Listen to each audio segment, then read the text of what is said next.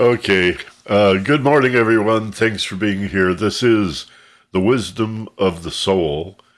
I've lost track of, I think it's 24. And we're going to continue today to speak a little about intuition. It's such a wonderful ability. It's such a grand alternative to logic. And it's about listening. And yet, as we've talked about in the last couple of classes, which voice are we listening to? Remember, we have the ability to apply our logic. We talked about deductive and inductive logic. Most of the chatter in the brain, most of the voices that we're hearing, especially the ones that are full of negativity and ambiguity that actually even argue with each other. These are intrusive thoughts. They're from the unconscious. And it's just absolutely imperative that as we study the mind and develop the mind, that we begin with this basic separation. And brain researchers, as I suggested a week or two ago, are using the term task-related thinking, TRT, and task-unrelated thinking, TUT. So a task-related thought, of course, is something purposeful and deliberate. I'm going to read this. I'm going to memorize this.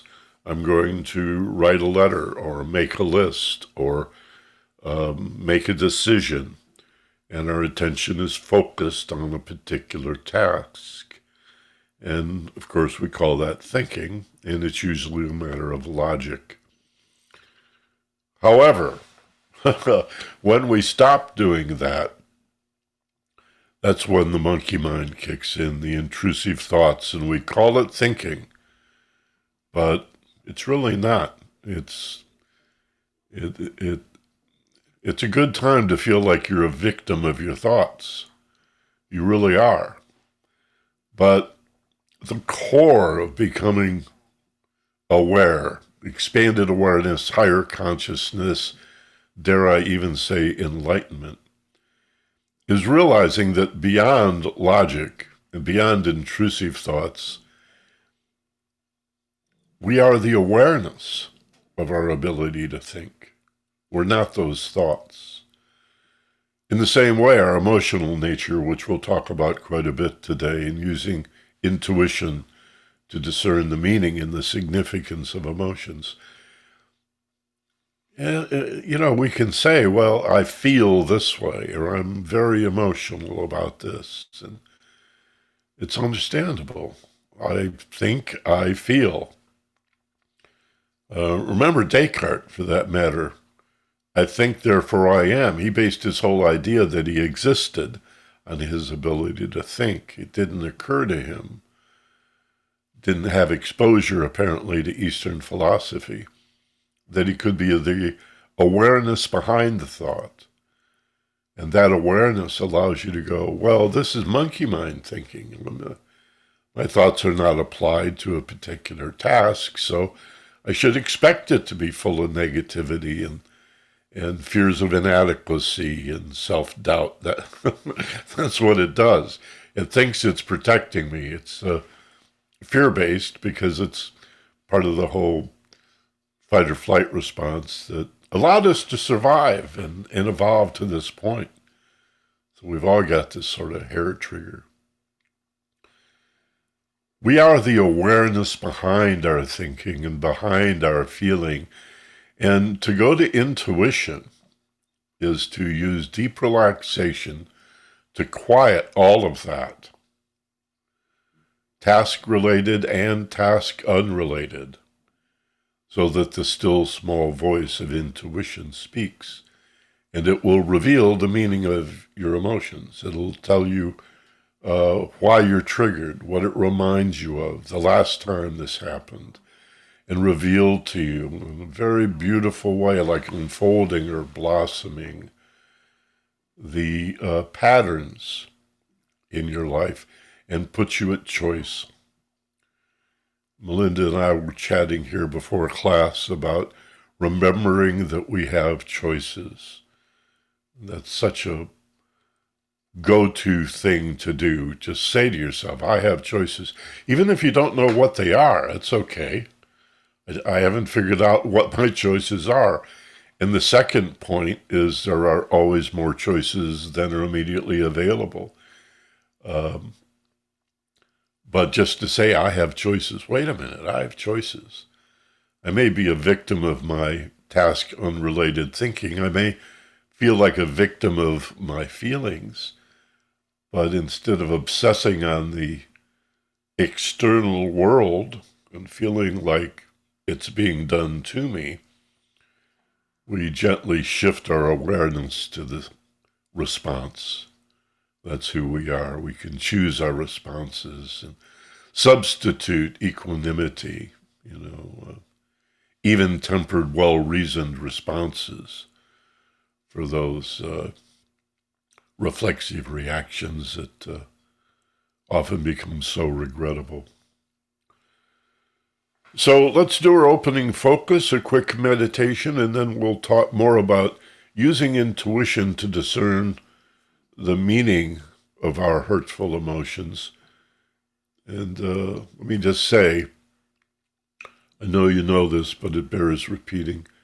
Positive emotions, joy and happiness and contentment, satisfaction, belonging, feeling safe, relaxed.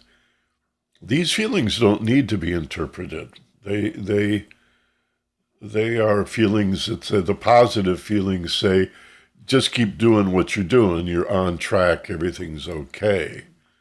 So you don't have to process a positive feeling. It's the hurtful feelings. Negative because they hurt, but they're actually very rich and filled with wonderful information, such that when we avoid feeling a hurtful feeling, we're missing the message. And you don't want to attack the messenger, right? Don't kill the mailman because he brings you bills. You need to address the bills. So the negative emotions are actually your friend. They're alerts, they're warnings, they're trying to let you know that something is askew, that you're off track. Warning, Will Robinson, warning. And how do we do that? Because logic doesn't work. That's where the intuition comes in. I have choices. And my first choice is to relax, breathe, and open my intuition. So we'll do this today. So if you get comfortable in your chairs and sit back, sit up,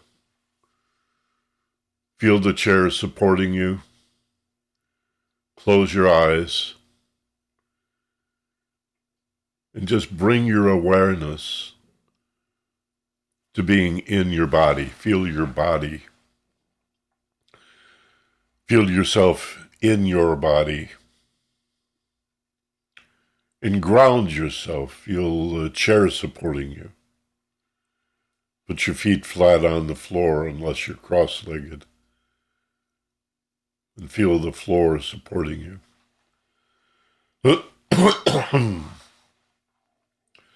Take a couple of nice, slow, deep breaths. Pulling in strength and power as you inhale. Hold for just an instant at the top. And as you exhale, just as slowly through the nose or the mouth, feel the letting go. Initially, 4 seconds at least on the inhalation, 4 seconds at a minimum on the exhalation. And as you become more and more relaxed, you'll find that You can slow your breathing to the point of 6 or 8 or even 10 seconds on the inhalation, and 6 or 8 or even 10 seconds on the exhalation. And the ability to do that comes from letting go.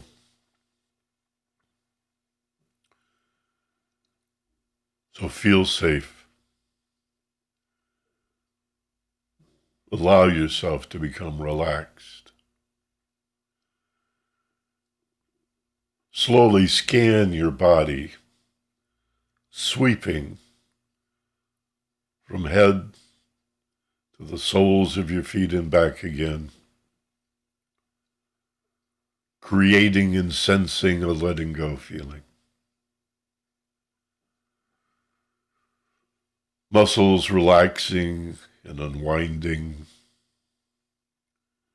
Feel the letting go.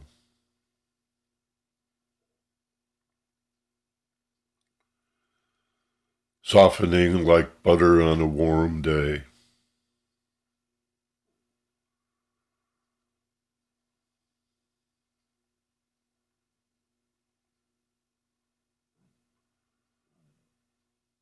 Feel that wonderful, safe, warm,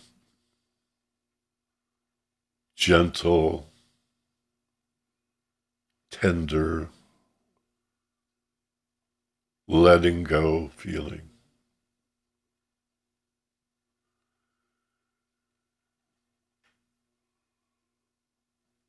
And as you've allowed your breathing to return to a normal rhythm, put your attention on the bottom of your nose and watch your body breathe itself, identifying as the watcher rather than the breather.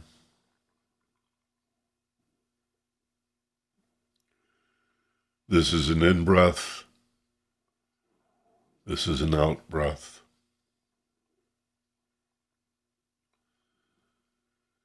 As if simply watching your body breathe itself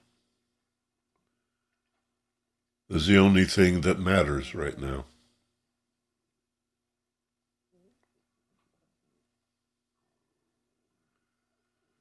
While being aware on some level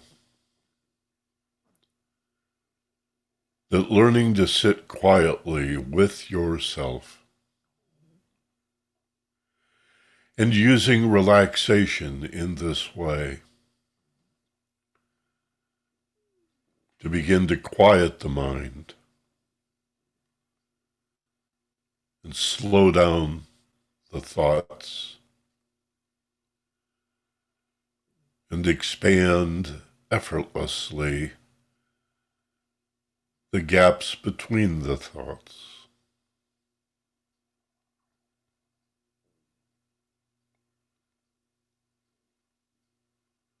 To learn to sit with yourself,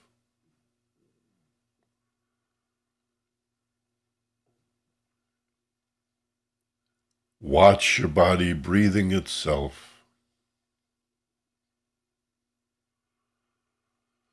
allows us to passively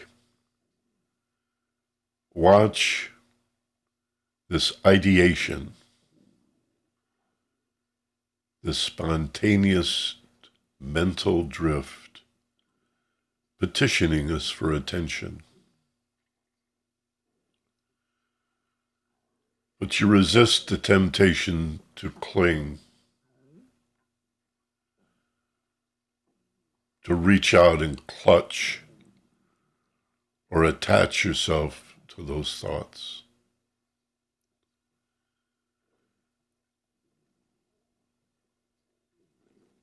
As soon as you find yourself judging a thought, developing it, thinking about it further, let that go.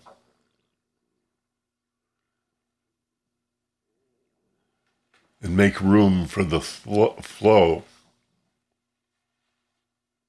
to continue to move on. Just don't hold on. Keep letting go.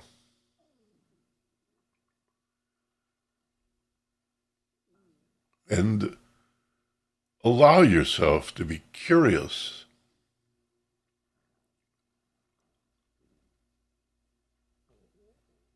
about the way the unconscious mind generates all by itself these thoughts. And the feelings that sometimes go with them.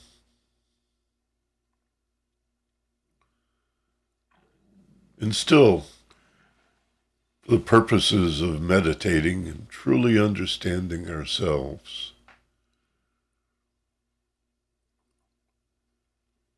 we release the temptation to develop this thought or that thought, to reason it out, to take it to some sort of conclusion. We do that all day long. This is different. In meditation, we just let it go. And make room for the perpetual freshness of the present moment. Always new again.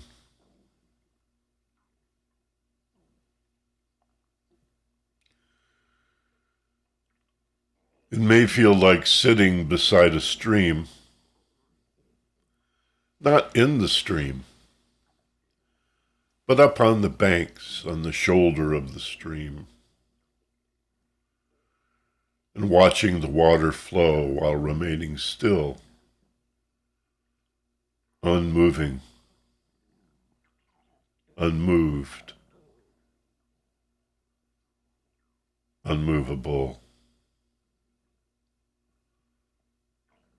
As you watch the river flow. And you remain. This calms us down. It makes us smarter. It allows for profound insight and understanding.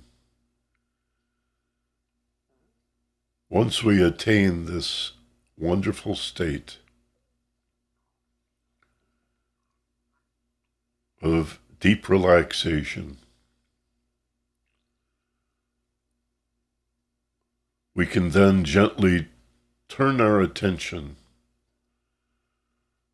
to a particular problem from our waking state. And more fundamentally, the emotional feelings that rise from that problem.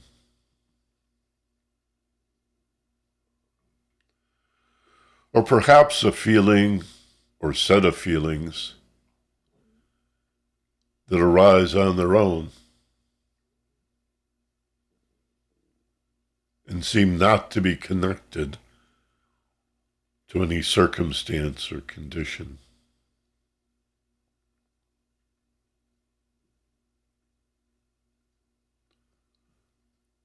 And honor the feeling.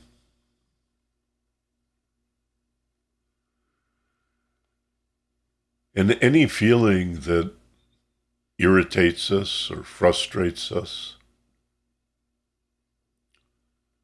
that tugs at us,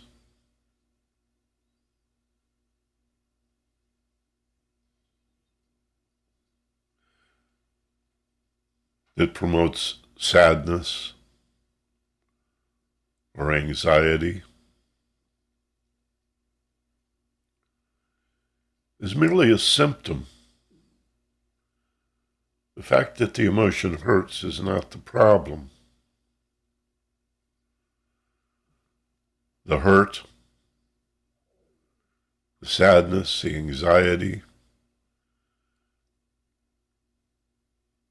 the frustration, the despair. These are merely symptoms, signals to get our attention.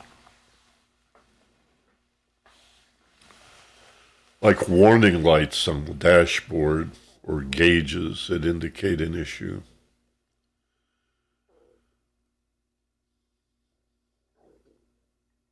But you don't manage the warning light. You look under the hood. And that's the value of intuition and using meditation to develop it. It allows us to look under the hood, to peer directly into the heart of the disturbance.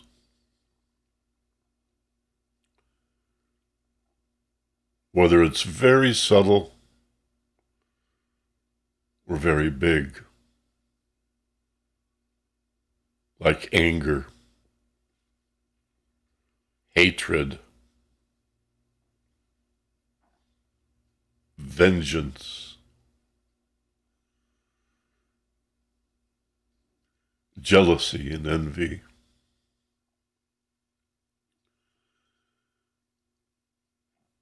They may seem to consume us. It may seem that their purpose is to restrain us or punish us.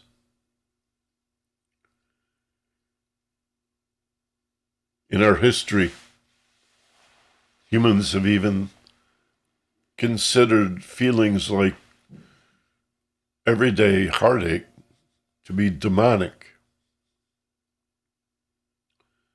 evil, out to get us.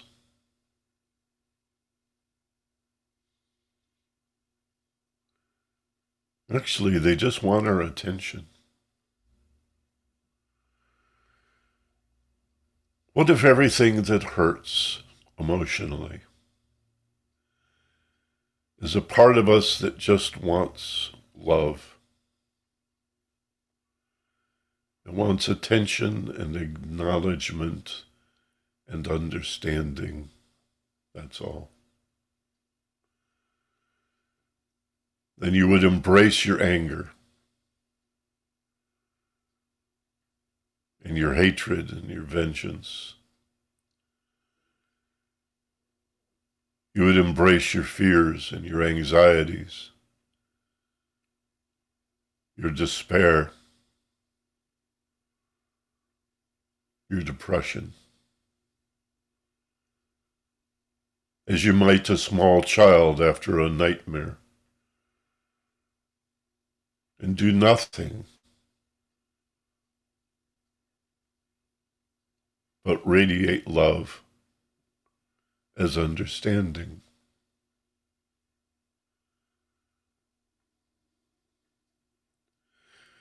After a bad dream or a nightmare, you would simply hold the child to help them feel safe.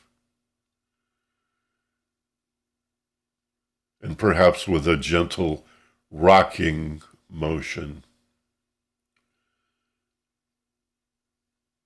demonstrate that sense of safety.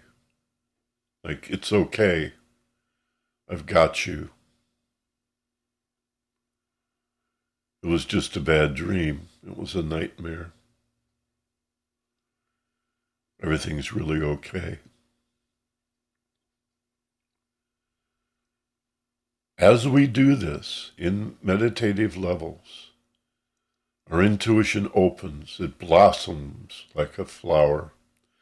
It reveals its innermost truth and beauty.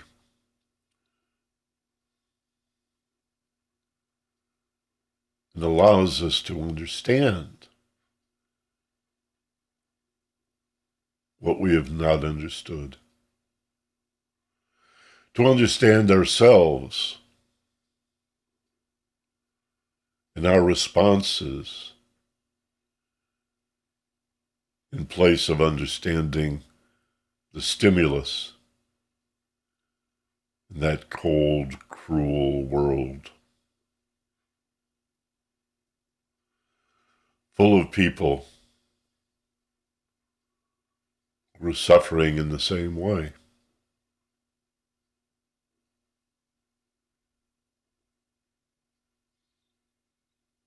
It all begins in the mind, all of your happiness, all of your heartache,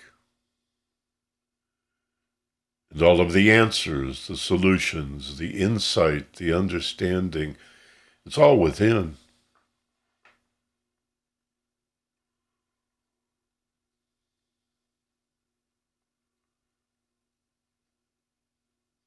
Practice reducing the amount of time that it takes you to recover from fears and hurtful feelings.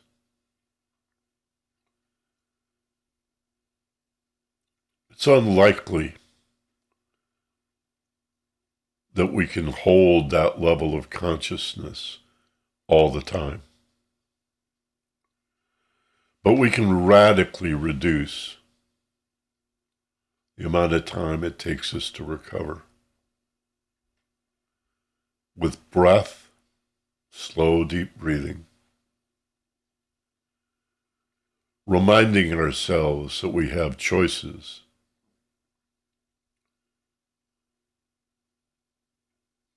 and opening our intuition in these relaxed states of expanded awareness.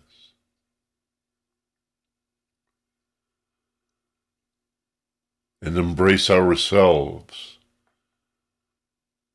with the reassurance that it was just a bad dream. It was just a nightmare of a phantasm of using our imagination to counsel fear, which is simply a shadow. It's what we don't know. So the antidote is to know and understand, and it's always available.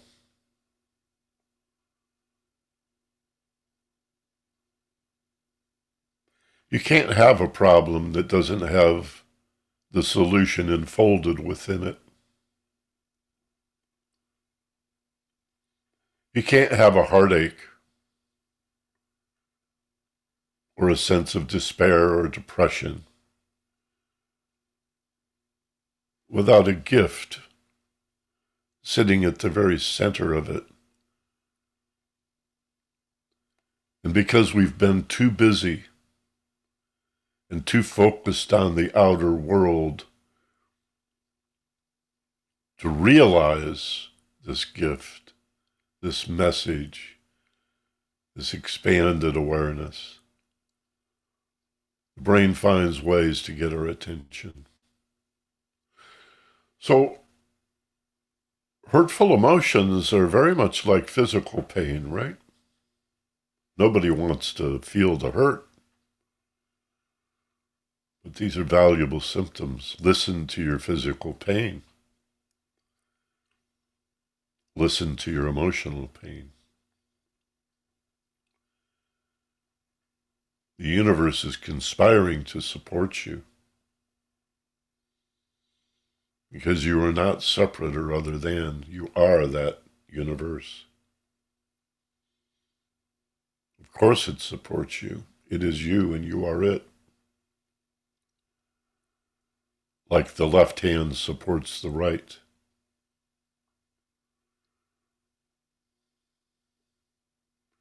The left lung supports the right.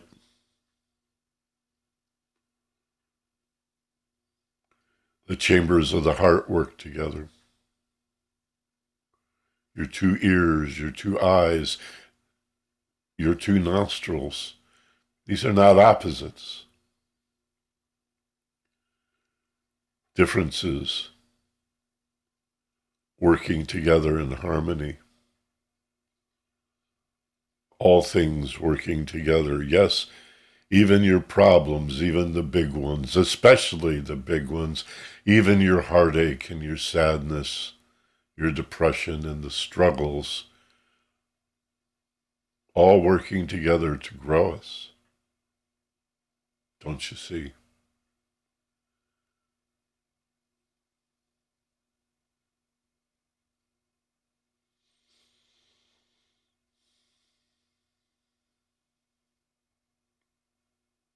And it's okay to be skeptical, to consider that perhaps I'm overstating this. Or maybe you just feel like you don't fully understand it yet. That's okay. I encourage you to want to understand on your own terms. Make this your own. Don't believe anything someone tells you unless it resonates as true, even if they are some authority, even if you read it in a popular book.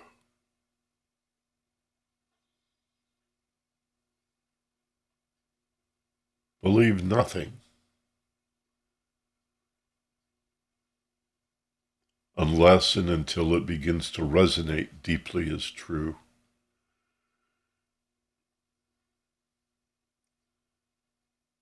And again, here's the value of meditation. It's how you know whether things are true or not. If you get deeply relaxed, wonderfully safe, the thoughts that remain, feelings that remain, have value, extraordinary value.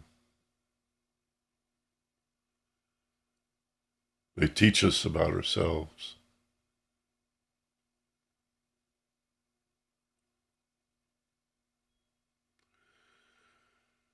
I'd like you to affirm that every day in every way, things are getting better and better for you.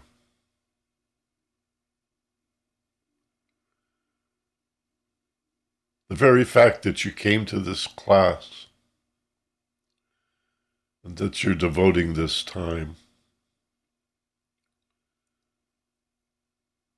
is evidence that you really do want to grow yourself and you really believe that understanding is the antidote to not understanding and all that we call anxiety, stress, fear.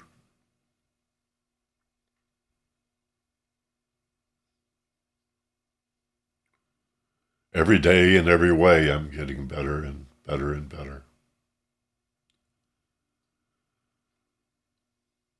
Even if you're not sure you believe it, say it anyway. What if every day, in every way, I'm getting a little better and better and better? A little smarter, a little wiser, a little more loving, a little more understanding, a little more compassionate.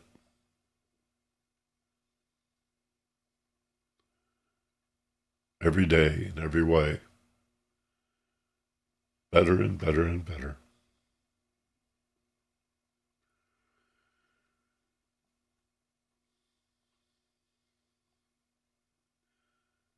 And send this out into the world, even if you think it doesn't matter.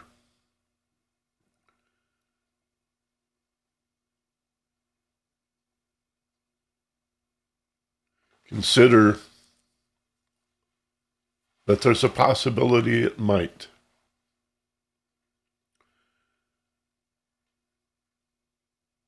Some people call this wishing love. Wish that other people begin to recognize that their lives are getting better and better. Sometimes very slowly, often in spite of ourselves, and our self-sabotage.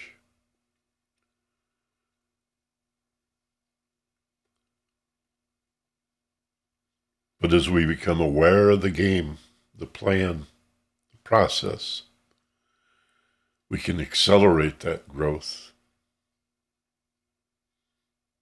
getting better and better. Everything evolves, everything grows, everything expands. It's, do you want to crawl or do you want to run?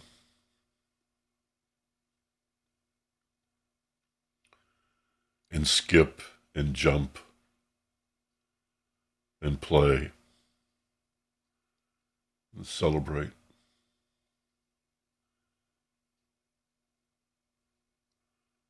Boy, look at all that I've experienced, all the mistakes, all my regrets, and all that I've learned such that I never have to do that again. I'll see it coming a mile away next time and be smarter and more loving and compassionate, better and better and better. Bring these feelings with you back to the wide awake state. And I'll count to 3 just to help us reorient ourselves. 1 is forming the intention to bring this whole experience and your insights with you back into the room. 2, gently floating upward toward the waking state. And 3, eyes open, wide awake, back in the room, back in your chair, back in the sofa, back on your meditation pillow, wherever you are, feeling better than before, wide awake, back in the room.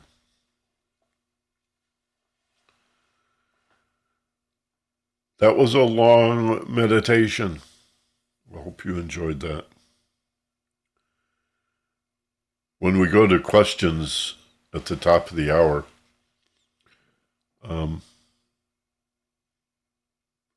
they can be comments, of course, and you can talk about the experience of meditation, how it's going for you. Just share an experience if you don't have a question. The interaction is important. I really value it. That's why I'm doing this live. And again, I thank you for being here. Use the chat box at any point. Organize your thinking. And just leave a little brief comment or question in there, and Melinda will call on you at the top of the hour, and we'll give you a chance to expand on that if you want. All right, so let's focus on the actual process here of listening to our heartache, using intuition. The process is so deceptively simple that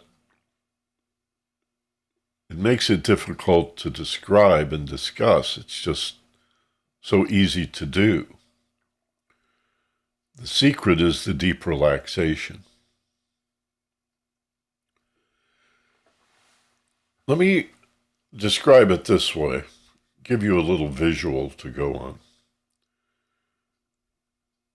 If you consider, we were talking about this before class today, it's real important to keep in mind that in a spiritual sense, we are of one mind. The universe is a mind. It is awareness of itself. It is whole. It is, universe. The prefix una means one, so it's one thing. We've always known that. Even if there were multiverses, it would be one thing. Right? Like layers or bits or elements or pieces. One orange, you open it up, there's all these sections in the orange, but it's still one orange. You know what I'm saying? We have 2 hands, 2 legs, but we're one body. The universe is one thing. It's one mind. That's what consciousness is. The awareness behind our thoughts and feelings. That's the mind. Consciousness. It's not the thinking. It's not the feeling. It's not the decision to take an action or a reflex. Those are all subsets or manifestations of mind. But the mind itself, ultimately, at the root, is awareness. As incarnated beings, the majority of our part of that one mind, what we would call our mind or my mind or in my mind, that is mostly unconscious. You've always heard we only use 10% of our brains.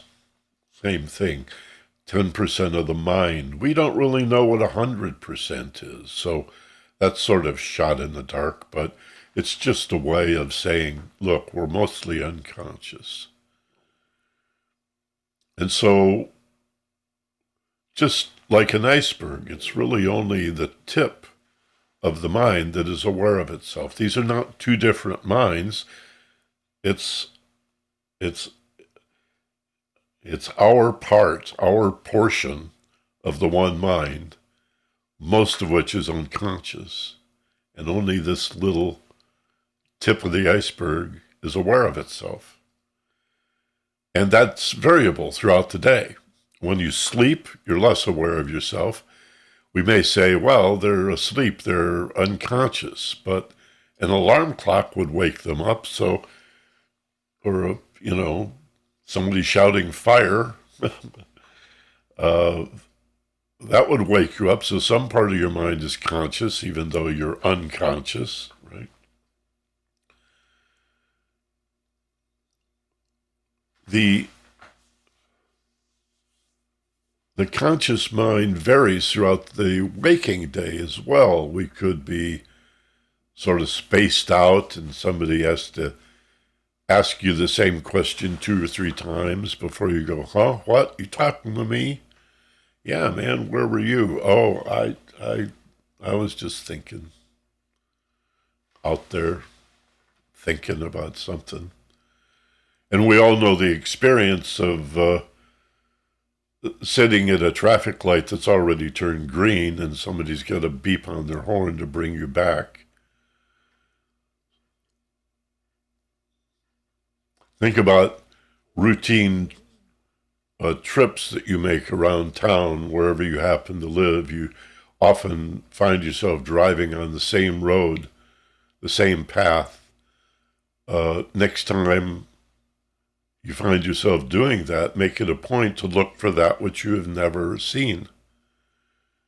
You drive this road every single day. And you know a few things along the way, but most of it you've never seen. You've been by it 100 times, 500 times, 1,000 times. And gosh, I never noticed that. I never noticed this. To notice what you notice, don't you see, takes it to the next level. To notice that you're able to choose what you notice is to develop your awareness. So begin to look. And then it might cause you to wonder, well, where have I been that I'm not noticing, that I'm not looking? Well, that's the hypnosis of daily living. And where is our attention? On this pedantic drumbeat of unconscious and mostly negative, intrusive thinking, the monkey mind. It demands so much of our attention, we're missing life. You're missing your whole life when you listen to those voices, those phantasms of the unconscious mind. But the problem is the unconscious mind and the brain doesn't know the difference between something that is real and something that you fear. and it believes your fears and your worries are real. And because of the way the mind works, basically you reap what you sow, you go where you look, you get what you expect. The mind then begins to generate evidence that you're right. Now here's proof you should be afraid. And we're off to the races. This is most people most of the time. This is the source of all of our suffering. To break the cycle, we have to become more mindful. We have to notice, be aware of noticing, notice what we notice that we're able to notice that we have choices in what we notice. It's like you slide behind the driver's seat, put your hands on the wheel and say, I want to live my life in the present moment. It's the only thing that's real. 1 minute ago and 1 minute from now, a day ago, a day in the future, however far you go away from the present moment, right here, right now, those are all thoughts. The past is a bunch of memory and recollection, but they're just pictures in your head. The future is nothing but images in your brain. It's not even real. And that's where most people live. Most of the time. Dreaming. I swear, I think this is the reason why zombie movies, vampire movies, Walking Dead, TV shows and films are so popular. We don't realize that's the animal side of us. But unlike many animals who are able to live in the moment, we have this, I really think this is what it means to be made in the image of God. We have this ability to reflect. And what do we reflect on? The present? Not very often. You could eat a meal and not pay attention. It could be a delicious meal, a nutritious meal. And 2 minutes later, push yourself away from the table and walk away, and you realize you never tasted any of it. It's a tragedy. It's not just a problem to be solved. It's a life to be rescued. Dare I say resurrected. How about salvation? These words have a much more profound meaning than what we've been told.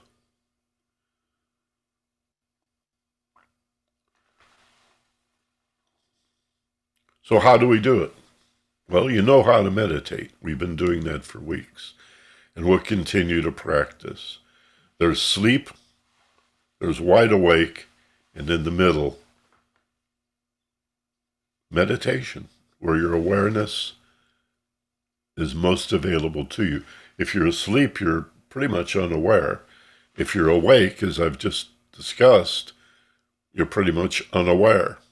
What you're aware of is not real, the past and the future. But when you meditate, it may be the only time that you're really in reality, right here, right now, not being the thinker or consumed by the emotion, but the witness, the watcher of your thoughts and feelings, your behavior. Imagine initiating behavior, never doing anything that's not deliberate and purposeful, unless, we are reflexive in case there is a surprise or a danger or something. Surprises you. And our decision to drive on freeways, to drive automobiles on freeways, that's just, it gets normalized, but it's just so stressful, Such a terrifying thing to do if you think about it. Such a dangerous thing to do. And that we do that routinely just creates so much stress and anxiety. So the feeling arrives, even though it hurts. These are the ones that need processing, the ones that say, warning, alert, you're getting off track, there's a problem, and the hurt is just a symptom, just a way of getting your attention. Logic will fail you. You've noticed that thinking about your feelings doesn't work, gets you nowhere. You're just spinning your wheels. Because emotions don't come from reasoning. So the key of reasoning will not unlock that door. You can analyze forever, judge, obsess on the stimulus. Why would they do that? Why is this happening to me? Ruminate. Oh my God, rumination.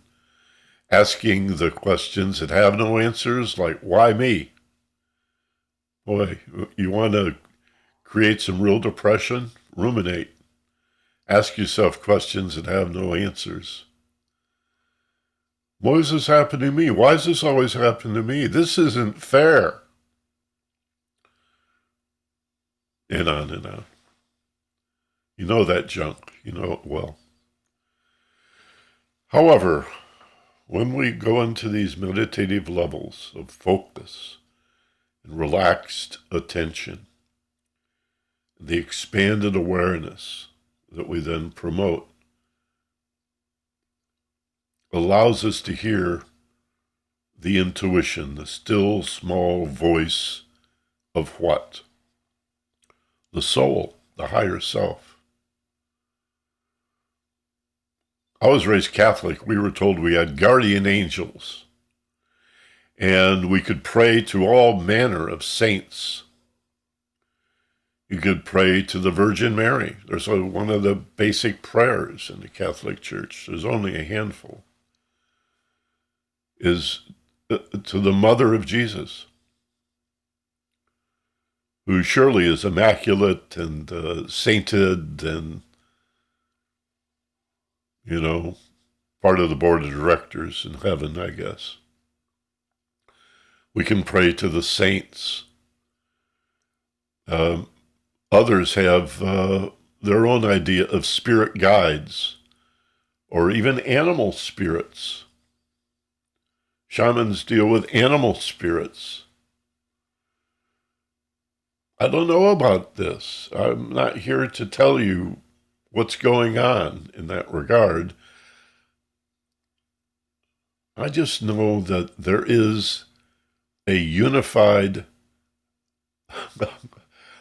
harmonious, truthful, gentle voice of wisdom that's available to us in this class. This whole series is called The Wisdom of the Soul. The soul is the intersection of spirit and matter, of energy and mass, of the Father and the Mother, so-called Father, Spirit, Mother, Matter, in the middle. If you've been with us since the beginning, we went through all those trinities. The middle is where the mystery is. The mystery's in the middle. The secret is in the center. This is the intersection.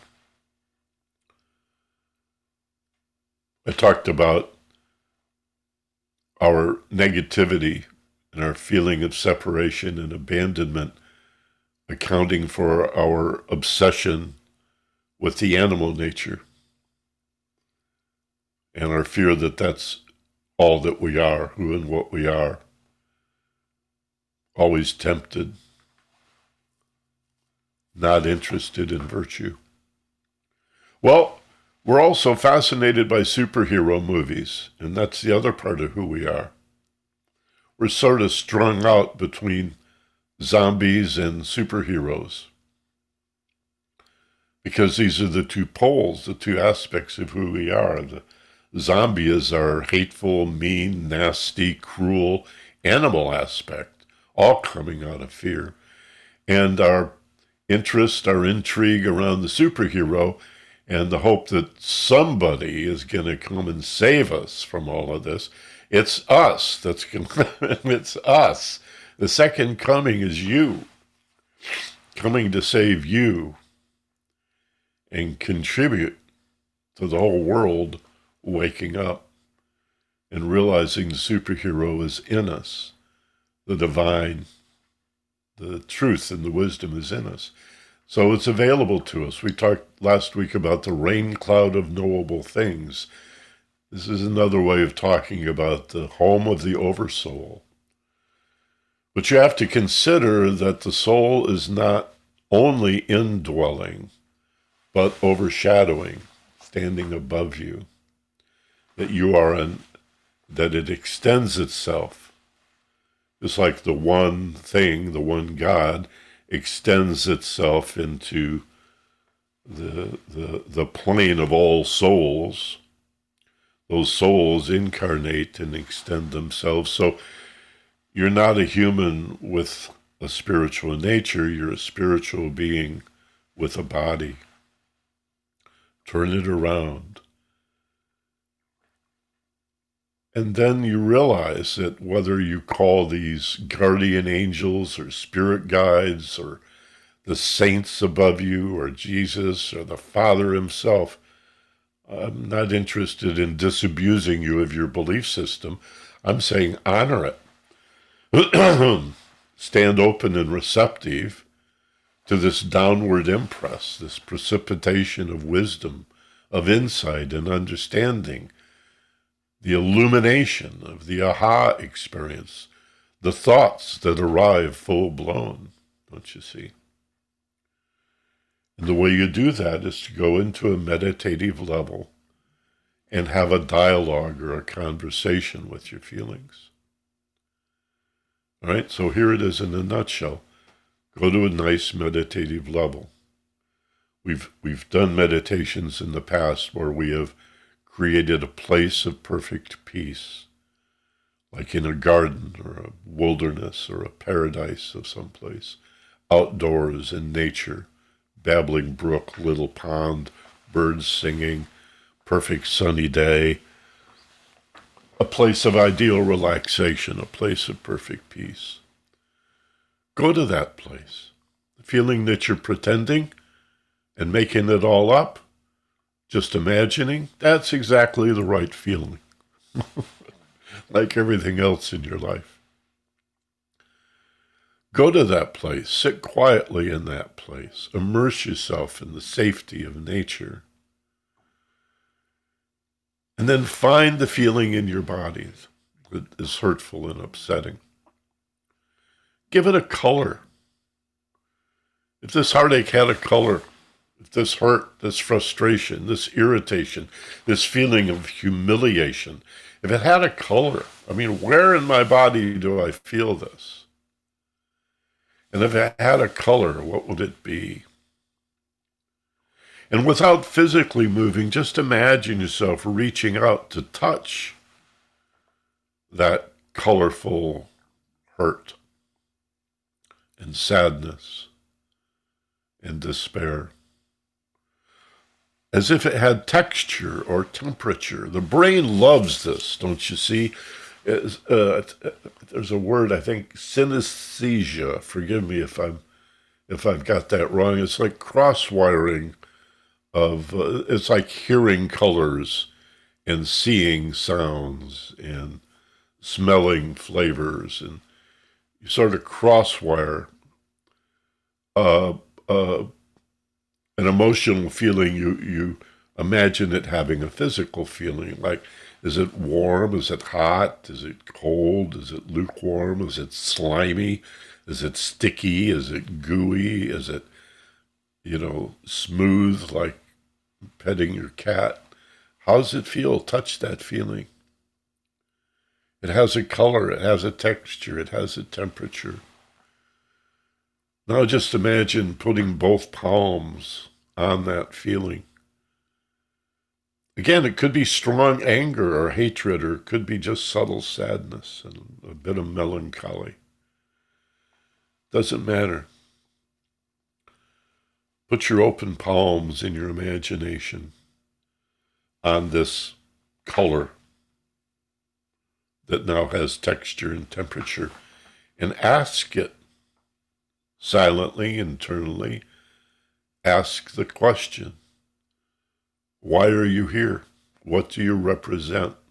How can you help me? Use your own words. It's very important that you trust yourself. And so a phrase I like is, what is my growth lesson? What are you here to teach me? What can I learn from you? What do you have to say? And then listen.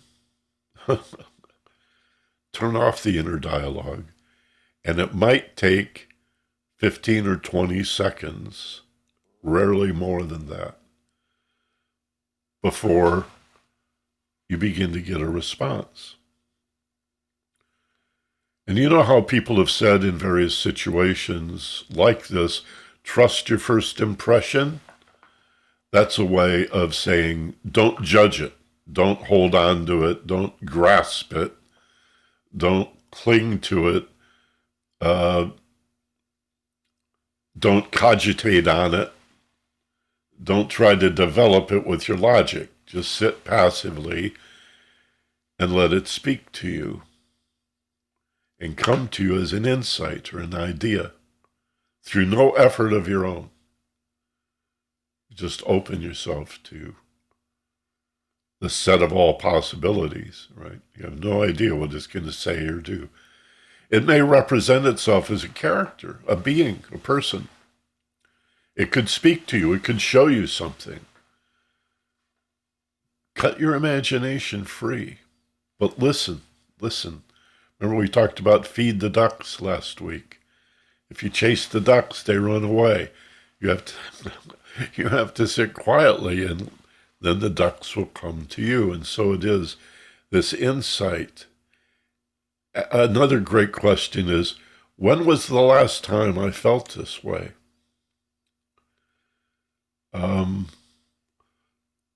Or even, when was the first time I felt this way?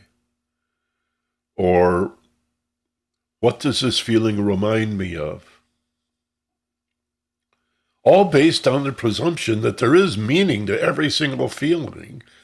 You're just not going to access it by logic, but by sitting quietly and using deep relaxation to open your intuition, to make it safe for the intuition to come forward and not be stomped on and shattered by intrusive thoughts.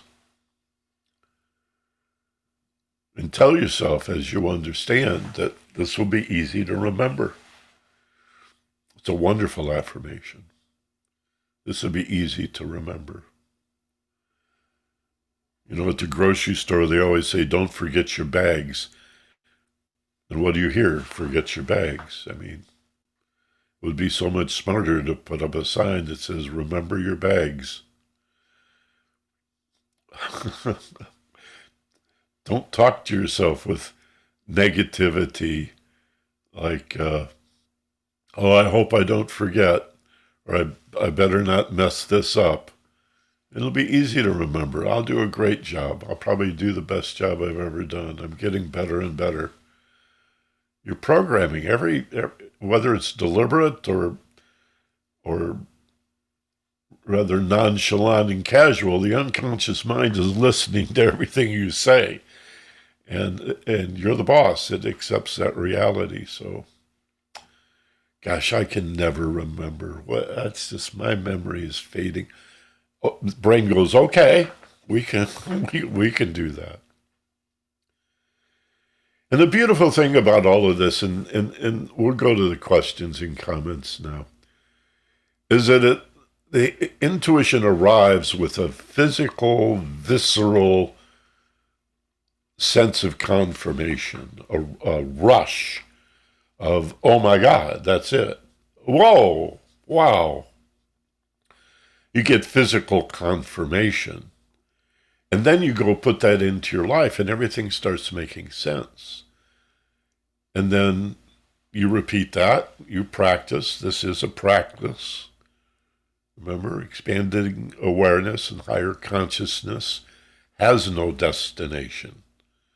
You just keep going down the adventure, moving down the path, getting better and better, learning more, accruing more experience and more wisdom. But as you get these insights and these answers, even to questions like, how can I remember this? How can I apply this in my life? It's an internal dialogue that you have, and you could say, I'm dialoguing with myself, I'm dialoguing with my emotions, I'm dialoguing with my higher self, my overshadowing soul. I'm standing open and receptive to the downward precipitation of wisdom from the oversoul. Try it. No, I take that back. Don't try it. Do it. And you'll get better and better and better at trusting. Again, the big lid lifters arrive with such a powerful sense of confirmation that it's very reassuring. But sometimes the really subtle stuff you may want to sort of put on the back burner and say, well, I don't know, we'll see. Let me try that insight. That's an interesting take on why I feel this way. Let me check that out a little further. It's okay to be a little skeptical, but stop telling yourself there are no answers. Stop saying, I don't know what to do. You do know what to do. Whenever you don't know what to do, you now have something to do, don't you see? Which is go to the center between deep sleep and wide awake. Come to the meditative level. And then, even if everything's cool and you don't really have any big negative emotional feeling to work on, you still want to meditate at least once a day. And it doesn't have to be a formal meditation, and you don't even have to close your eyes. You just have to be aware in the moment and chill out, relax, stare out the window. But as the mind drifts, don't be the drifting mind. Be the still, permanent, unmoved, unmoving, unmovable witness of the mental drift. That's the secret. Okay, Melinda. I've got about 8 minutes after. Do we have questions and comments, or do you have something for me? I'll start it off, and then raise your hand or just jump in when you want to join in. I was reflecting on what brought me to these classes, and it was when my son said to me, your anxiety is making me anxious. And he was quite worked up about it. And I took it in. I was so tired of that burden of that anxiety. And I had realized before he said that maybe I could dig myself. Maybe there was a way out of it. Maybe it wasn't just inherently me. And the second part of that thought is, what have I put into practice? What has come to reward me immediately in doing the practices Michael talked about and listening to his talks? And it was what he just summarized. There's meaning behind every feeling, and what to do when I'm in that overwhelmed, anxious state. And the payoff has been pretty immediate. So to throw it out to you all, I'm sure you have some reasons what got you here and what the payoff looks like for you right now. And I know Michael would like to hear that, and I'm going to look for anybody to join in. Yeah, don't be bashful. I think situations like this often trigger experiences we had in school where most of us were terrified to speak up because kids are cruel. Kids are mean. And I think we carry that. It's hard to shake off. So, That's uh, right. And it could be just an experience you had that plugs into some of what Michael has been opening up to us about. I find that much quicker I can go to that inner part of me. Recently, I just this morning I needed to go to an urgent care to get a medication refilled, and I worried about that for a week and talked myself out of it, and and previewed the horror that was all the things that were going to happen in that urgent care, none of them good. And I was in quite a state, and it occurred to me that I could do this practice and sit with it, and a couple of things were revealed, and they were all about the past. So I got up and went in, and none of the fears materialized, not one of them. But the lesson was that the fear did lead me to do my online research and pick which urgent care I went to based on people's comments. So it's like Michael said, the fear is not something to be buried or hated. It's to be grabbed and hugged and looked at and say, what is the lesson to teach me here? That pays off for me every time. So now it's somebody else's turn. I'm gonna start calling on people. Come on. Dostoevsky made a comment in one of his books about this, about, um, that which terrifies you or even just subtly wears on you will, if you allow it to approach, will roll over at your feet and expose its belly to you. And I've thought of it in the past, and even used this with private clients. The idea of Halloween. And I had a childhood experience where the father of a friend of mine scared the bejesus out of us. He was walking down the street. We were trick-or-treating, 7 or 8 years old. And, in the 50s, nobody was freaked out about crime and kidnapping and child rape and, fantasies. Actually, in many ways, it's much safer today than then. But my friends tell me kids don't walk to school and they don't ride bikes and they don't play outside. And anyway, we were. So it was just a couple of kids alone, me and one of my friends. We were 7 or 8 years old, walking down the street, trick-or-treating with our little costumes on. And this man, totally out of place because he was an adult and we were all kids, again, unchaperoned for the most part. But he's got this trench coat on and he's got a hat, like a fedora, and his head is down, and he's walking toward us. And the closer he gets, the more frightening. And it's Halloween. And so we're all ready to be scared anyway. We're primed, right? And he gets within about 10 feet of us and suddenly jumps, arms out, and yells. And I felt my heart come up out through the top of my head. I was just freaked, right? And my heart's beating like, and then he apologized. He had no idea that, or so he claimed, that he lived right across the street. He was the father of a friend of mine. He was the county clerk, for God's sakes. He was, everybody knew this guy. And why he thought that would be a good idea, I'll never know, but he scared the bejesus out of me. But when I deal with, in these levels of deep relaxation with intuition, and I confront a negative, so-called negative emotion, something filled with hurt, something scary, something angry or hateful or depressing or whatever.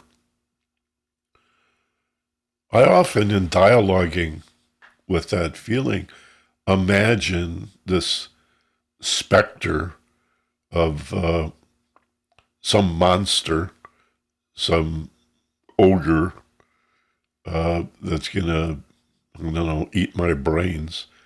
Just being a kid, an 8-year-old kid in a Halloween costume. And again, in a deeply meditative level with visualization or guided imagery, say, take that mask off, take off that silly costume. Heartache, sadness, depression, whatever it is. Unmask yourself. Let me see who you really are. And that's when the feeling exposes itself, when it reveals itself. I am the echo of a memory from back when you did this and experienced that and went through that. I am the result of some old horrible experience that you never resolved and never really did understand, being triggered and rushing forward. And of course you think it's about what's happening now, but what's happening now is just triggering something very old. Could even be past life. Although I would caution you not to go there until you've looked at this one. Look at this one first very carefully. What does that remind you of? You know, when was the last time that happened? And layer upon layer upon layer, this is how you come to know yourself and understand yourself. By listening to your intuition, not by logic, not by figuring yourself out. Come on, you guys know exactly what I'm talking about. We've all done this for our whole lives. Thought and thought and thought, analyzed and judged and assessed and reasoned and criticized, and it just doesn't get you anywhere. Save that for understanding the world. That's what thoughts are for. That's why you went to school for all those years, to understand the world. But nowhere in school did they teach you to know thyself. And so there is no emotional intelligence. Patrick has a comment for us. You know, Patrick. Hi, Michael. Thank you, Melinda. Can you hear me okay? Loud and clear. Okay, so I missed the last couple of meetings because I've been doing this new adventure, getting ready. I started CDL school, which is for the commercial driver's license, and then specifically for over the road, which I did 25 years ago. And so I realized back then, 30 days in, I did it for like 2 years and couldn't wait to get out of the truck, you know. But it was a good thing to get me where I needed to go at the time. And but it was really miserable. I mean, I was miserable, but I had a lot of things going on. 30 days into it, I just realized you have to have your mind right to be able to do this kind of a job. And I had a lot of negative stuff in the past. Man, I never sat with myself for 30 days, hour after hour, and just, you know, and there was no YouTube back then. So I realized not everybody could do that job, because if you weren't okay with yourself, you're going to be in big trouble. And so I had to deal with a lot of my resentments, but I had no tools.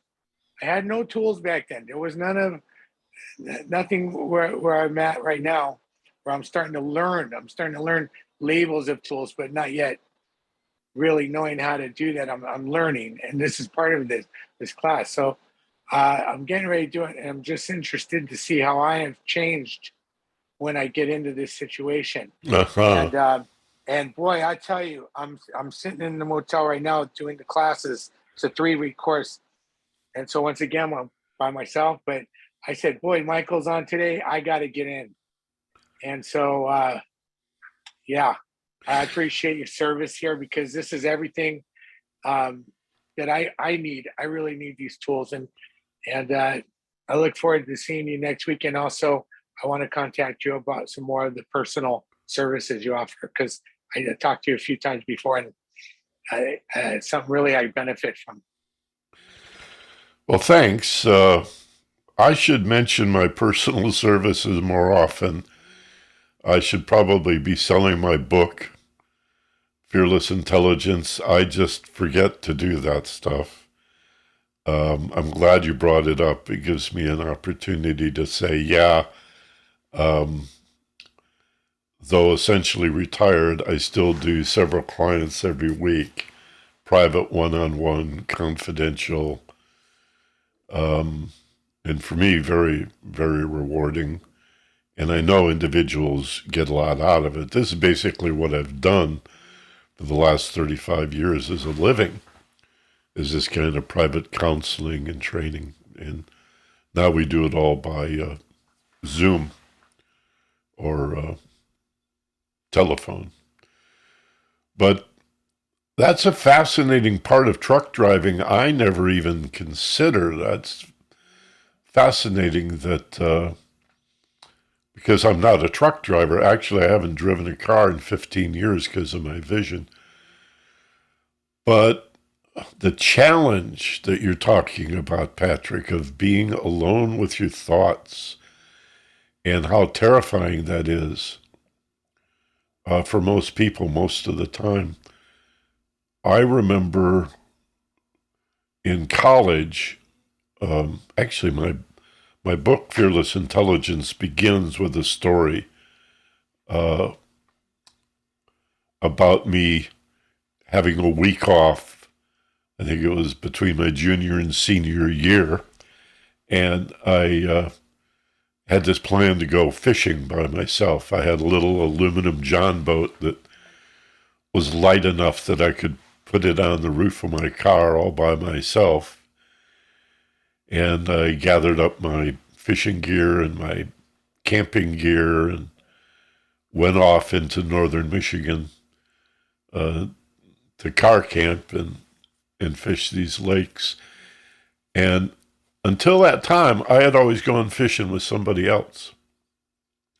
So you'd sit in the boat and, talk story, chinwag, jawbone, whatever you want to call it, chit-chat. Suddenly I'm alone fishing. And for the first 5 or 10 minutes, it was a thrill. It was really enjoyable. But then I began to get really uncomfortable. And because I've been meditating since just a few years after that, I was 4 years out of college. 4 years out of college when I first began to study meditation, silva mind control, and self-hypnosis and all of these altered states. And of course, there were psychedelic experiences wrapped into all of that as well. But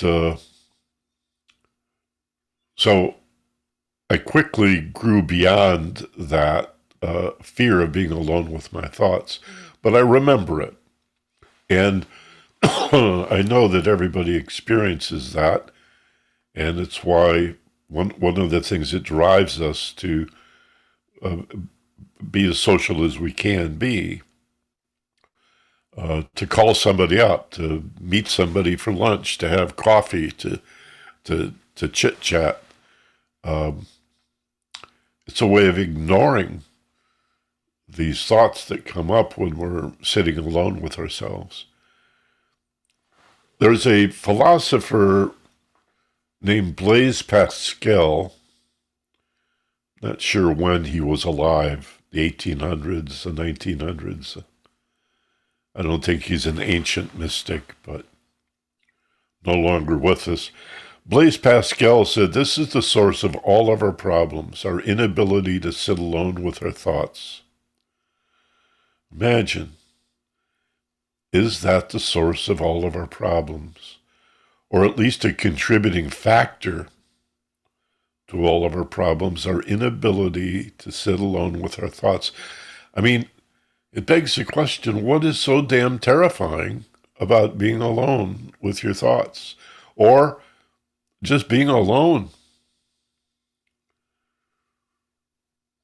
And it's because we don't know who we are. We know other people better than we know ourselves. I don't want to interrupt you. We do have one more question to get to. I'll leave it at that. That's a good, I made my point.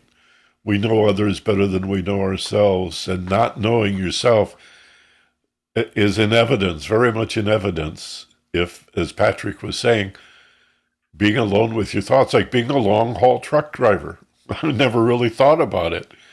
Uh, you can't spend that whole time on the CB or listening to the radio. So thank you, Patrick. Thanks for that. CW wonders about the difference between fear and excitement. You might want to comment a little bit on that. Yeah, hey, CW. It's nice to hear from you. CW and I go back about 100 years. What was it? The early 70s or the late 70s at K West? Early 80s. Yeah. I think you were at K West after I was at K West. So No, KLOS, and then I went to KLOS, and then back to KLOS. you were at K West, though, weren't you? Yeah. I just have the same last name. So it confused everybody. Oh, you're kidding. Oh, okay. Well, I do remember you from KLOS. Yeah. And anyway, it's a great question, CW. The difference between fear and excitement is basically the difference between holding on and letting go. Stage fright versus stage fever. Oh boy versus oh no. Eustress, which is good stress, versus distress, which is bad stress. The feelings are pretty much the same in the body, whether it's fear or excitement. It's girded loins, butterflies in the belly, heart palpitations, sometimes even a lump in the throat. I've had people describe their anxiety as feeling as if there's a baseball in their throat. Difficulty breathing,